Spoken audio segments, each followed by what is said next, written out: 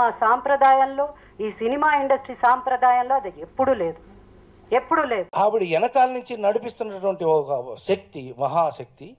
ఆయన ఎంపీ, ఆయన ఢిల్లీ నుంచి కూడా చక్రం తిప్పేస్తాను, ఇక్కడ ఎవరికి హెల్త్ కావాలన్నా ఢిల్లీ నుంచి తెచ్చేస్తాను అన్నారు. ఇక్కడ హెల్త్ ఢిల్లీలో ఎందుకు ఉంటుందండి? What you mean?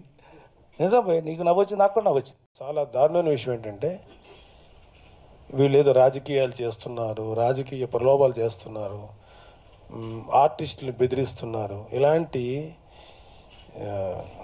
చాలా సిల్లీ విషయాలన్నీ మాట్లాడారు.